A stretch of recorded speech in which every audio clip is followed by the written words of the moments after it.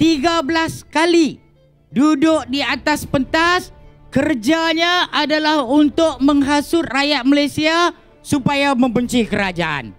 Pada hari ini, orang Melayu diasak untuk membenci orang Cina. Orang Cina diasak untuk membenci orang India.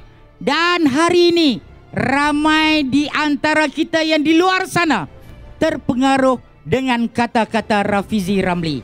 Hari-hari kita dengar pemimpin-pemimpin daripada belah pembangkang yang menyatakan berbagai tuduhan-tuduhan dia tomakan. Tetapi sehingga ke hari ini, negara Malaysia yang dipimpin oleh Barisan Nasional, yang diuruskan oleh Kerajaan Barisan Nasional tidak pernah gagal sampai hari ini untuk memastikan Malaysia berjaya. Ini adalah satu kerajaan yang baik.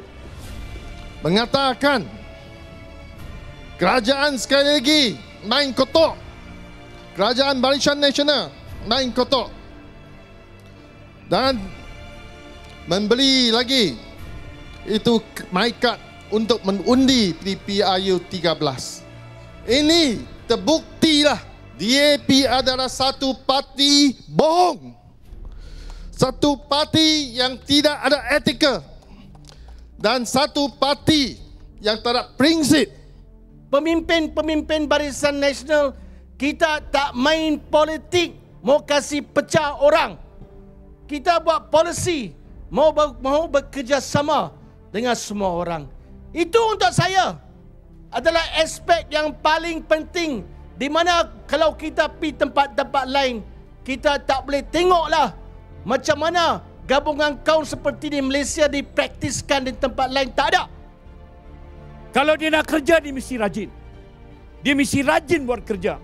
Satu, bagi dia pendidikan. You tengok 22 bilion. 262 bilion untuk rancangan Malaysia tahun ini. 22 bilion kita kasih pendidikan. Latihan semula. Supaya dia boleh masuk kerja macam kilang baru, bukan macam dulu bikin kain punya. Sekarang elektronik, dia kena pandai. Kasih dia latihan supaya dia boleh kerja cari duit. Meniaga, kita kasih pinjaman, tekun, amanah ikhtiar, supaya dia boleh meniaga. Kalau dia tak ada kerja, pergi meniaga. Tadi video sudah tunjuk segala-galanya.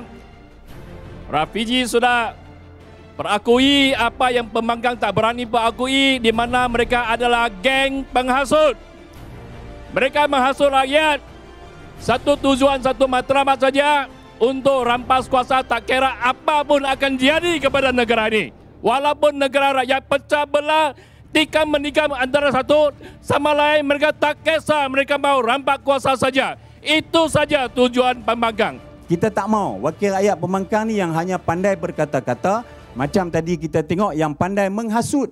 Dengan niat nak menghasut, seolah-olah kita ni tak boleh nak fikir bahawa kita ni diperkotak-katikkan. Kononnya hanya sekadar kita diberikan hasutan dan tomahan, kita yang mengikut emosi, kita terus ikut dan sokong mereka. Ini tak benar tuan-tuan, tak betul cara kita nak membangunkan negara kita, negaraku, generasiku.